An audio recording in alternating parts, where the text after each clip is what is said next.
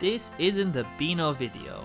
It's the Beano Video Stars, and it's a different video, I swear. It's a very different video. It's a different shark, and it's not confusing. Hi everybody, it's me, your old pal Ashley, back to say a thing or two about the sequel to the most beloved Beano video. Yeah, remember that? That was pretty good. Well, today's video is pretty good too. We will review, break down, rap, and compare this to its predecessor. Will it reach the meager highs of the first one? I mean, it can't be any worse, can it? Part 1. The format.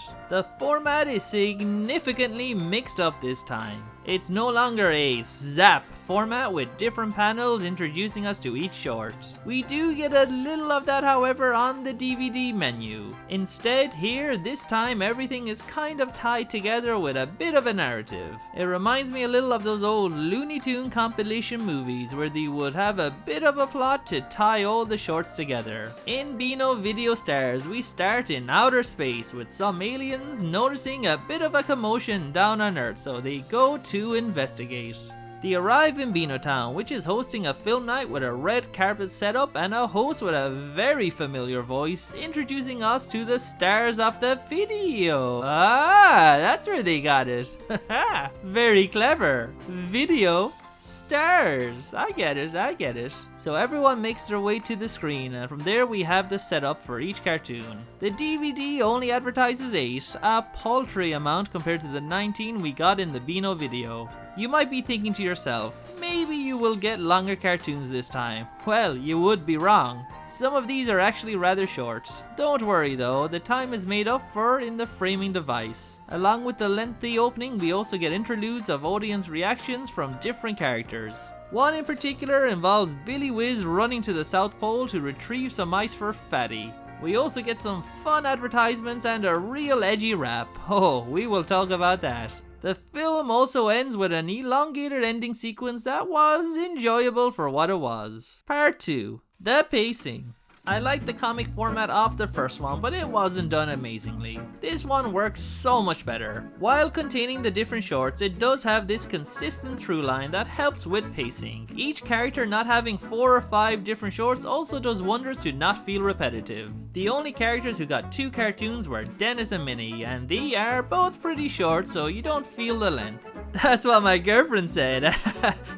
Oh no, I just got it. Don't worry though folks, as you still see more of everybody in the intro, rap, the audience, and the silly commercials. The Beano Video Stars is also 2 whole minutes longer but felt 20 minutes shorter. It was like night and day compared to the first special, and I found the sequel just flowed really well. Nothing outstayed its welcome at all. Part 3. The animation and editing. Okay, hello, here we go. The animation is better, I think. It's not Disney and it's not even Hanna-Barbera frankly, but it's good for a cheap British production. Not a huge improvement mind on the first, but certainly done better. It has what I would call a wonky charm. The Beano video on the other hand was mostly just wonky, but this steps it up quite a bit.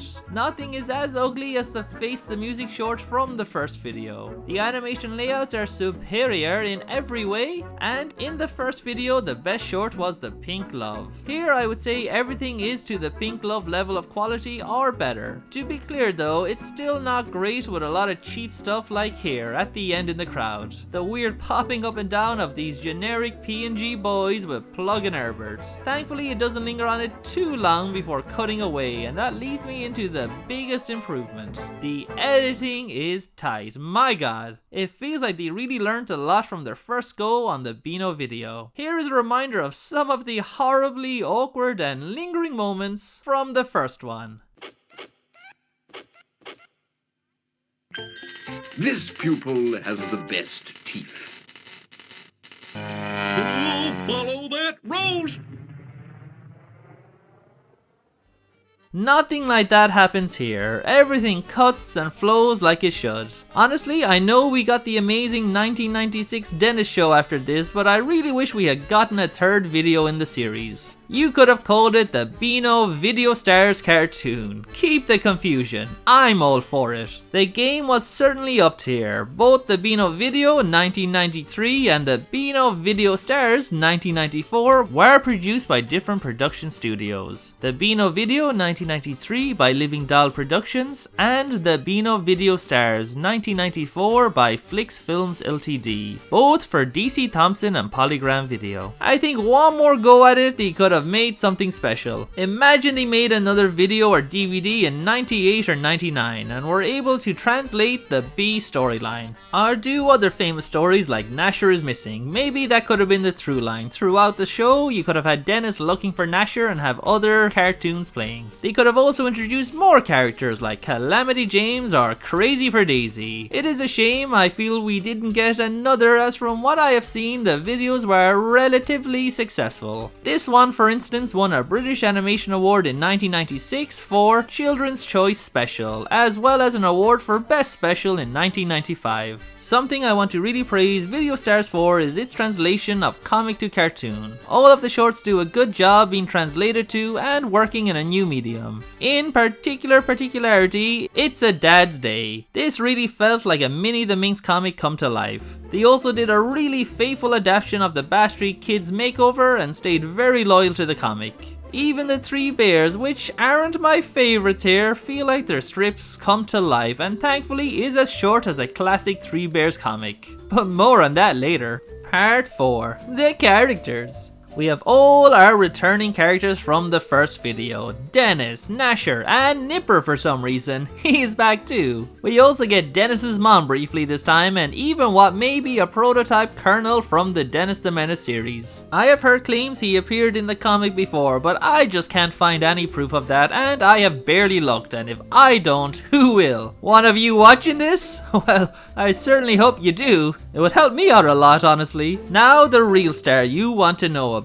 Yes, Big Guns Walter the Softy has returned, and he is even more wonderful than ever. His mumsy also pops up, but unfortunately not as the pink love. There is also Minnie as well as the three bears this time with added Hank, and of course what is the Beano without the Bash Street Kids? We get some new debuts as well, as we have Ivy the Terrible and her parents, a 100% translation direct from the comics. I don't know why, but I was impressed with just how accurate they look. They almost look a bit too modern compared to the other, shall we say, more vintage characters. She isn't the only new face, as we also get Billy Whizz. He technically doesn't get his own official short, but as mentioned he has a little segment of him running to the South Pole, and his scenes are all probably more complex and detailed than most of what we saw in the first Beano video. Particularly this shot with all the penguins. Oddly, they decided to make him a ginger. Maybe they felt there were too many bald-headed or little-haired boys in the Bash Street Kids. Dodging another special is Roger the Dodger. Why is there no Roger the Dodger? He is one of the big four. Him, Dennis, Minnie, and the Bash Street Kids. He should be here. A commentator on the last video review had a theory that it was perhaps due to his chessboard jumper design, which would probably be a nightmare to animate, which yeah, I can see, especially when the budget is this low. They could have stuck him in the audience though and just moved his head and given him a line or two. I really think they could have fitted him in. He is on the cover, so it is borderline false advertising if you ask me. The cinema sitting, I feel, was also a big missed opportunity to have some cameos from other characters like Biffo, Lord Snooty, or even Joe King. Hell, throw in Desperate Dan too, why not? You could have done some simple reaction shots and silhouettes of them instead of the randos. It also seemed like another missed opportunity not to have Les pretend be the host and have him pretend to be some sort of British person. Perhaps if they had made a third, we could have finally gotten Roger and some of the others to make an appearance. The biggest snub though has to go to Cuthbert. Did I say it right?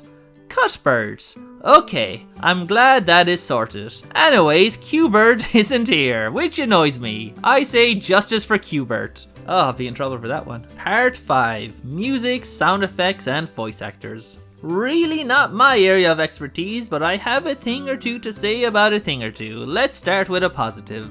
I didn't notice any music or sound effects. Now, you may be pondering, wait, that sounds like a bad thing, but no, so sorry. It is actually a good thing, just not a great thing. The music blends in, so while it isn't amazing or even memorable, it is more importantly not distracting. None of that awful crunching music introducing shorts like the first one, and the sound effects are more tolerable and not so obnoxious. Now a negative. While this video does contain maybe the greatest rap since Go Ninja Go Ninja Go, it does also have some other less than hectic songs. The Backstreet Kids song in particularity is very bad, but I guess that was the gag, so we will give it a pass. We also get a song about the video itself at the end, which I have already forgotten. Perhaps it's due to them being heavily overshadowed by this work of art. So no more beating around the bush, let's check it in and check it out. Let's see this new dance sensation right across the nation.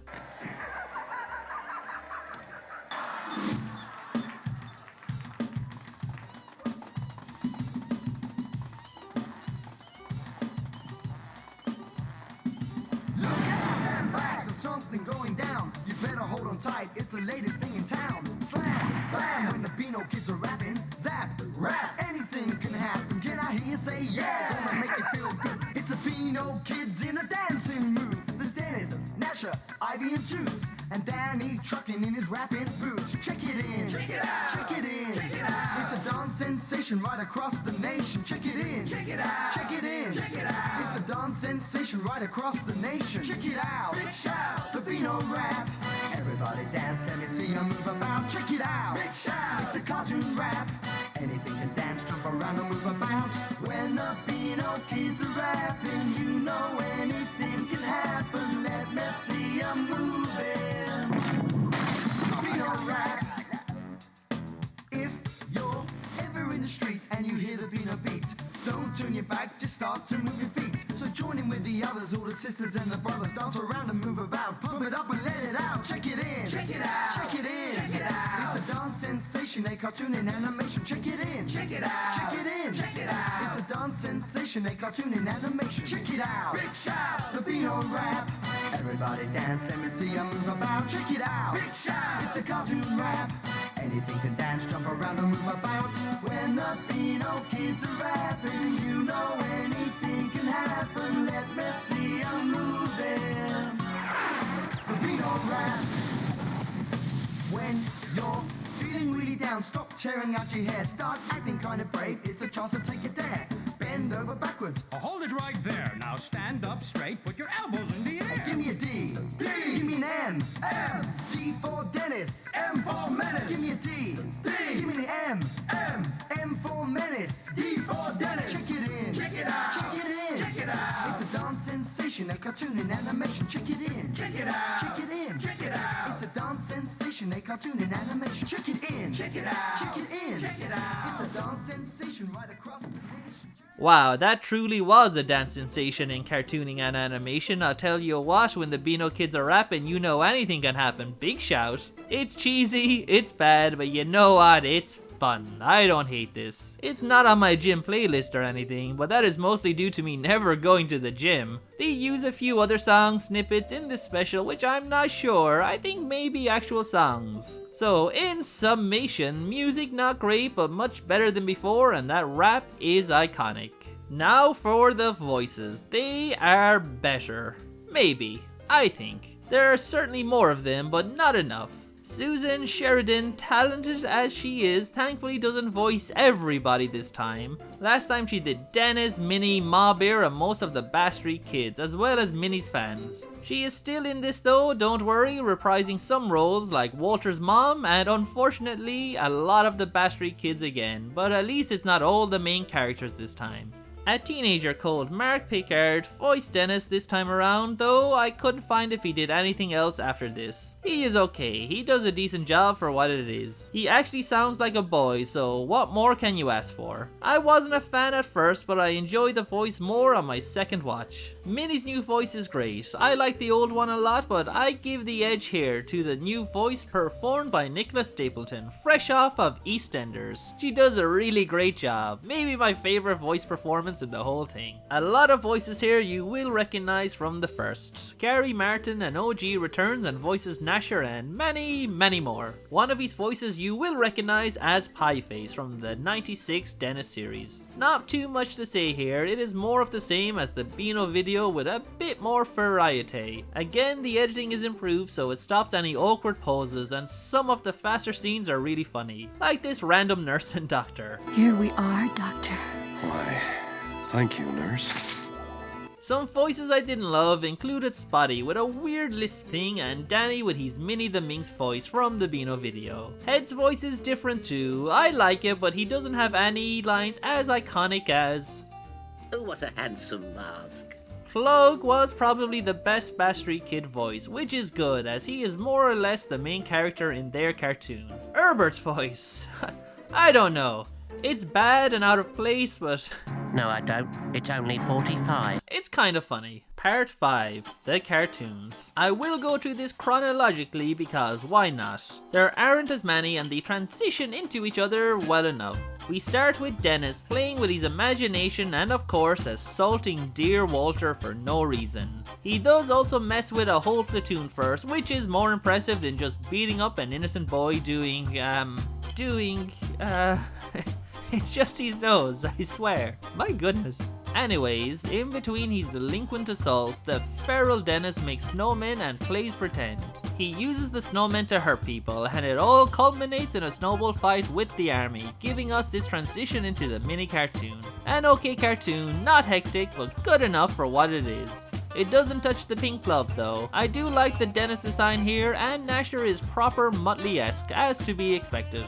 Some occasionally awkward drawings and moments. We did get a cut in the middle to the audience watching, and I'm not sure if it helped or hindered the cartoon, as to be honest this was only okay at best. Let's move on though to the next one and see how Minnie fares in Jelly Babies. First of all, Minnie looks great, so comic accurate and the voice is so good. I wish we had gotten a 96 mini cartoon with Nicholas Stapleton. Imagine CBBC or whoever could have had a whole Beano afternoon and they could have done crossovers. It's not too late, it could still be done. Back to the short, Minnie is upset there are no Jelly Babies left, particularly the green ones, and goes a little bit mad. She starts seeing everything become a Jelly Baby. I get the idea, it's the whole cartoon trope of when you are hungry you start seeing everyone as a giant cooked chicken. Unfortunately, it happens here so abruptly though it doesn't completely work. I just thought at first everyone was actually turning into Jelly Babies. It took a while before I even realized. Look at this demented baby by the way, oh my goodness. And this isn't even the creepiest infant we will see today. Next, Minnie steals a parkman's hat and gets up to some minxing as she leaves a red Jelly Baby on his head to attract bees. Oh, wait a minute. I thought she had none. I don't like the red ones. Ah, okay. I will allow this. We get a lot of fun cartoony stuff here, like Minnie going between poles or this strange lady's walk. Already better than the Dennis cartoon. She jumps out declaring this is a no green zone and tells the woman to hand over anything green, hoping for some of those lovely green Jelly Babies, but only gets some rotten green cabbage for her trouble. Hey, it's Fatty Fudge! Everybody's favorite character. Pieface's voice coming out of him just cracks me up. He seems so optimistic about life with simple, achievable goals. A good haircut, the sun is shining. All I need now is a belly full of Jelly Babies. Minnie of course tries to ruin his day and tells him green Jelly Babies turn you bold. Minnie has no chill though and immediately sings about how great she is and eats them herself. It's only now apparently that the woman and Fatty start to realize We've been minxed. they decide revenge is a dish best served jelly, and the old woman comes up with a hilarious plan. With this quick-setting jelly, jump on this, fatty. Righto, Mrs. Blinkinslop. Minnie gets stuck in her least favorite colored jelly and bounces away to awkward laughter. This one was a banger. I don't know if it is Pink Love good story-wise, as that is the measuring stick, but this one was certainly funnier. Surpassing all of her Beano video shorts though for sure. Animation was very good for what it was, though again it has its yuck moments. Also love the backgrounds, particularly Minnie's house and some of the weird and strange backdrops like this one here. It's good stuff. We get a little crowd interlude with Plug upset to be set behind an elephant, and I'm not talking about your mother. That was uncalled for. I'm sorry, but not as sorry as your mother is for having ya. No? Anyone? Please? Toots helps crank up Plug's neck to see, and he becomes this nightmare creature. He is excited as it is his big moment next as the main character in the Bash Street Kids' new school. The only Bash Street short on the video film, so let's hope it's a good one. It's certainly going to be the longest. The story is actually an adaptation of a famous Beano story where they revamped the Bash Street Kids to make them more PC. It even made headlines in some newspapers. I have the comic pages, or at least some of them, but I want the real deal, so maybe in the future I can do some videos looking at the comic version and comparing it. I also want to do the same with the Pink Love. Back to the cartoon though, we begin with the inspector arriving at a very run-down Bash Street and witnessing firsthand the Bash Street Kids being feral little monsters attacking their teacher. Technically, they are discussing history, so it does have some educational value. This isn't the only issue affecting Bash Street School, however, as we soon learn when Danny politely offers to show the inspector around in hopes of closing down the school. We see rats chasing the janitor's cat, shell-shocked teachers, acid tea, as well as Head gambling the school's dinner budget and losing. The inspector decides he has no choice but to close the school down and sack the faculty, which, yeah, fair enough. The kids celebrate, but they are being a wee bit premature as the inspector hooks them in and prepares them for, let's say, re-education. He starts by having some horny doctor and nurse remodel Plug's face. Is she attracted to a child? Fatty is put into a rigorous training program to help him lose some weight. Toots gets the queer eye for the straight guy treatment. Danny is hypnotized. Wilfred has a jersey transplant, implying he always had a big chin. Herbert receives contact lenses despite him never having his eyesight played up. Sydney gets a haircut, and finally Smithy receives a completely new brain. The inspector is having a fit over the improvements. Check out these 3 makeovers. Fatty is looking hunched. The biggest improvement though is left for last as Spotty reveals his acne-free skin and we get the oddest joke in the whole video. Look at me, everyone. My skin's as smooth as a baby's bottom. Oh, yeah, even smoother than mine. Look! Ba-da-ba-ba-da-ba. Weird. We next get the reveal of the brand new state-of-the-art Bash Street Academy. It's beautiful. We are greeted by a robot and not our good friend Techno. Remember Techno? I think it's just me who remembers him, but at least we all remember Hoot. The robot guides them all inside. This shot of them walking, oh my god, let's see it again. Disney, eat your heart out.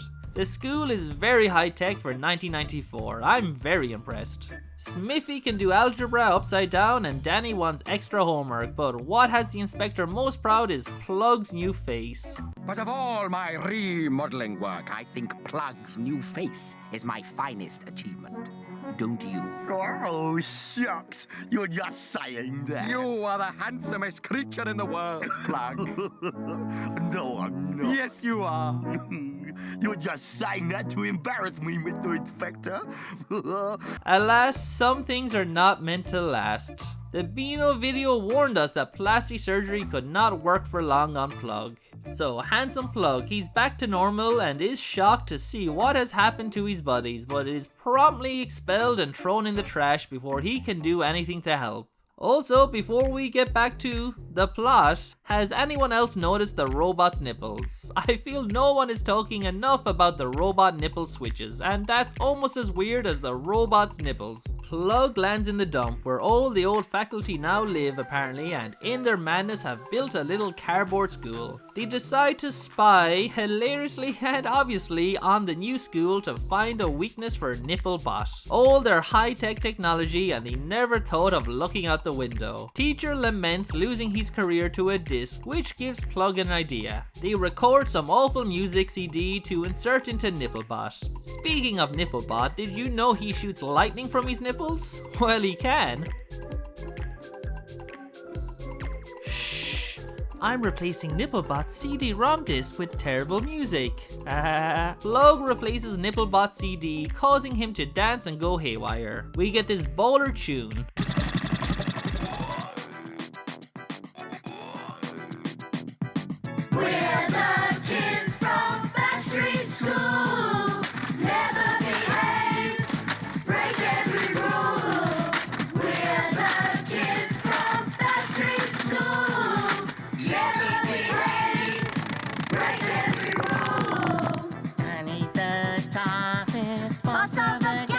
No, stop it. None of that. Shame. That was dreadful. Anyways, the kids escape as Nipplebot dies in extreme agony. Not disassembled and alive! Get back! No, please! I'm alive! We then get a shot right out of Akira as Bass Street Academy explodes. They return to good old Bass Street and everything goes back to normal. A really fun Bass Street Kids cartoon. It is not as consistent perhaps as the Pink Love, but it certainly has higher highs. Easily the best Bass Street cartoon ever made. Plugman, he is a real star. I already did a video about how the Bass Street Kids needed their own cartoon and what would make a good template and pilot story. I think with some reworking, this one could be a perfect final episode to adapt as a Bass Street Kids series finale if they ever made one. You could really up the epicness and stakes and do something really fun with it. The world needs a Bass Street series, but for now this will have to do as what might have been. Back in the audience, we get the Billy Whizz segment next. It's not counted as an official cartoon on the set, as it's just a little bit in between shorts. He has a clearly sped up voice as he tells Fatty, Yuck, warm, I need some ice. Hold this a minute. Okay, Billy. We then see him run all the way to the South Pole and get back in time for Fatty's favourite, Minnie the Minx, in an even better cartoon than her first one. It's A Dad's Life. Right off the bat, it is revealed that Minnie the Minx's dad's name is actually George. It isn't Minnie's dad. As much as people like to try to make a Beano continuity, there just isn't one. George has been called at different times Victor, Malcolm, Darren Makepeace, and the one I prefer, Mr. Minx. George isn't bad though. I like to imagine it as a homage to Mooney Boy George Mooney, the original Beano editor. Looks wise, this is classic flavor Mr. Minx. We see him listening to his boss be very braggadocious about his own daughter, and it is hilarious. Oh, I love coming home after a hard day's work, don't you, George? Well, boss. My little girl waiting for me at the front door with a big kiss and my slippers by the fire. A little treasure she is. Is your little Minnie a treasure to you, George? Well... Do anything for me, my little angel. Well, is your little girl an angel, George? Boss. Yes, well, good night, George. Jolly nice talking to you. And see you at work in the morning. Yes. The boss's voice is so good, done by Jonathan Kidd, who is all over these Beano videos and appears later in the Dennis the Menace series. Minnie's dad returns home, dejected and wishing he could start life over, to which Minnie happily obliges. Minnie speedruns a life over roleplay for her dad, which turns out to be a ruse to trick him into doing her homework, but unfortunately for this little minx, he is worse at school than even her. Being so terrible at sums, Minnie decides that her dad in his new life would have no choice but to run away from home and become a clown. He is about to get really fed up with her shenanigans, but then she declares him king of Beano Town, and George... that was weird.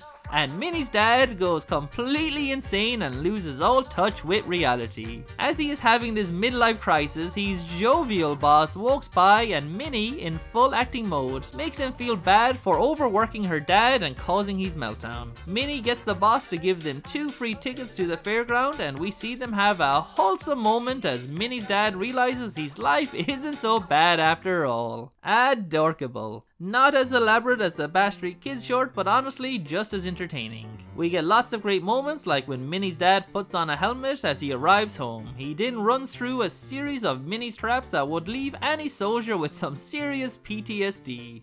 This is the best translation, I feel, of a Beano comic strip to cartoon ever done. The Pink Glove and the Bash Street Kids New School were both multi-part stories. This one feels like it could have been a standard 2-page comic like in the Weekly Beano. It hits all the beats and works pretty well. Other very faithful Beano comic translations have been very dull and weirdly paced, but this one nails the formula. The shorter length helped in this. It never stayed in one place too long to get dull. Minnie's actress also does a really great job here, as does Jonathan Kidd as both the dad and the boss. It's the Beano Rap time after this, and again, I love it, but I'm not sure it all, rhymes that well. It is gloriously cheesy though, and I love that part in the middle. Let's go to the next cartoon, featuring the return of the 3 bears in Bag Those Pipes. The backgrounds are a little more realistic and detailed this time around. They are fine, but I definitely prefer the ones from the Beano video. This cartoon I'm not a huge fan of. The animation is better than the previous shorts, but the cartoon being based around these bagpipes is so annoying. The bears want to steal food from Hank, but he is having a Scottish day, but is so terrible at the bagpipes it keeps the bears away. They throw a cactus at him or something after shaving it first, because of course. Then instead of taking the food, they chase the bagpipes, which have become sentient for some reason. I don't care for this, but the audience are losing their mind over it. Almost unwatchable with the annoying bagpipes, but mercifully short. A nice shake up next as we get some parody commercials. The 3 Bears commercial for Ma Porridge as a handy alternative to wall filler is funnier than their actual cartoon. The Gnasher's Nauseous commercial before it is a bit weird. Look at this image of Gnasher. He's a monster, some kind of weird rat dog. Have no fear though, as the Walter commercial next is great. It's classic beat guns. He wonders why his mother, the Pink Glove, hands are so soft as she reveals it's because she makes dad do the washing up. Also check out the baps on Walter's mom. Heyo! Walter's mom really has it going on. Next is Dennis's mom, who instead of making dad do it, has Rasher eat it. Shut up, Dennis's mom. The final commercial is the party sounds, which I really wonder if they got clearance to use the songs in it. They are very short clips though, and let's face it, I'm not one to judge about using clips you don't own. Now it's the debut of Ivy the Terrible as she plays make-believe with her stuffed animals, and wants to release them all back into the wild, which of course causes mayhem. Everyone is mad at Ivy, but she is, 3. Her parents were so negligent they let their daughter walk around town all alone and unsupervised for what I assume is at best an hour and at worst several. Some funny gags though in this one, like the fish having pegs on their fish noses swimming by people's smelly feet. Also this bat scene. Ooh, matron. The cartoon ends with Ivy going to sleep and dreaming about real animals having Ivy plushies. I had super low expectations here and it over-delivered. Ivy and her parents are drawn so accurately to their comic counterparts. I guess she was a bit more modern when she was created. Another really good comic to cartoon translation. Ivy's voice also was very good and very droll for a 3-year-old. Because it's not fair and they don't like it. No, you don't. Now, you are all probably wondering, where is Gnipper? No?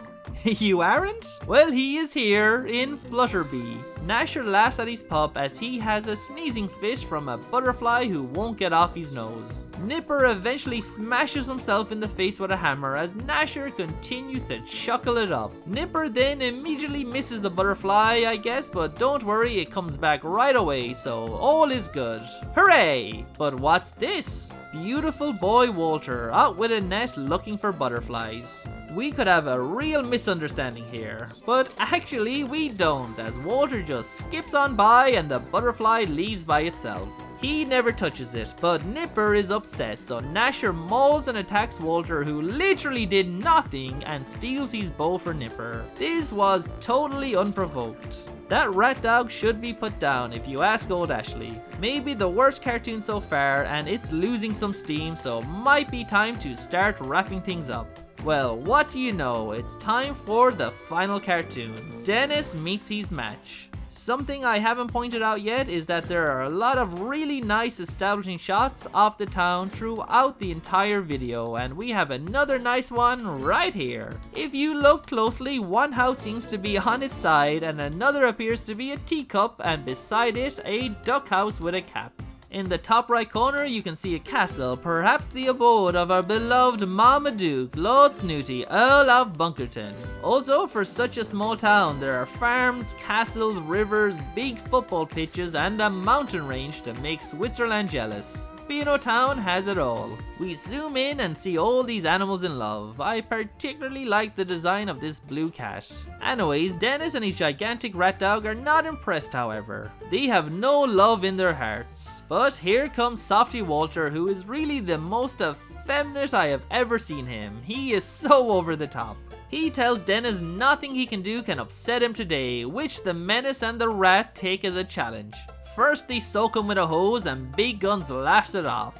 They attack his poor eardrums next with terrible music. But they can't suppress the song in Big Gun Walter's heart. Walter's smile as they try to annoy him is so good. As they plan their next assault, Walter just prances in place and says hello to life. He ain't scared of nothing. He doesn't even flinch as Dennis nearly flies a plane into his face and smiles after they bomb him with eggs and flour. He truly is Big Guns. Tough as nails. So what has made him so tough? Well, our darling boy Walter, it turns out, is in love. At first we think it is with Cynthia, the 3-time Beano Town beauty queen, but in what I'm sure would not fly today, well, maybe on Reddit. A lot of weirdos on there, and not just me. We learn Walter is actually in love with her baby dolly. Okay, loving a baby dolly that much is just weird, but Cynthia is what, 12 or something? What is a 3-time Beano Town beauty winner doing pushing a baby doll in a tram around town? There is blame here on both sides, I think, but of course it is poor Walter who gets hurt and is sent flying into his teacher's prized watermelon or something. The teacher is furious and tells poor Walter he is no longer teacher's pet, so Walter walks home crying and worrying about what his mumsy will say. That poor boy. Dennis and Cynthia celebrate their needless bullying of an innocent boy when all of a sudden Cynthia plants a big wet one on bad boy Dennis. Dennis screams after clearly enjoying it first. So, in a real duck-amuck last action hero moment, Dennis stops the film and jumps out of the silver screen and runs towards projection and removes the kissing part. As he does this, the audience somehow freezes. Don't overthink it, it's just a bit of fun. Look at that big smile on his face though, he was clearly loving it. After he takes the scene out, he replays the film and this time he refuses to kiss and runs away. We get the credits to another kind of catchy yet forgettable song as Gnasher dances, but it's not over just yet. As everyone is leaving, Dennis is still on the run from Cynthia, who apparently doesn't believe in consent. He jumps into the alien spaceship to escape her needy clutches, but just when he thinks he is safe, another alien pops up looking for a little kissy kissy from Dennis. Should have stayed back on Earth with Cynthia. Dennis! I love you! Dennis! Phew. We get one more bit of who I assume is the cook from Bash Street Kids cleaning up, telling us to leave or watch the tape again. Well, there we are. That was the Beano Video Stars, a very strange but fun relic of the 90s. I have probably enjoyed this a little too much. It's the nostalgia, it's really powerful. I don't think anyone who doesn't love the Beano should go anywhere near this really, but if you do love the Beano, I think you will like this quite a bit. It does everything better than its predecessor. This would help Dennis the Menace get a series in '96, but Minnie the Minx and the Bash Street Kids both had better cartoons here than Dennis and deserve shows just as much for themselves. The second Dennis cartoon is very fun in just how how weird it is though. If you have some time to kill, give this a watch. It's always being uploaded to YouTube. Maybe if we watch it enough times, they might finally give us that Bash Street Kids or Minnie the Minx cartoon. Who knows? Anyways, toodles! We've had a good time. We've had nothing but fun. We've had a great time. Now it's time we were gone. We've moved and we've grooved with the Beano gang. With the Beano Video Stars. The Beano Video Stars. It shouldn't be long until we are back with a smash and a crash and a laughter attack. With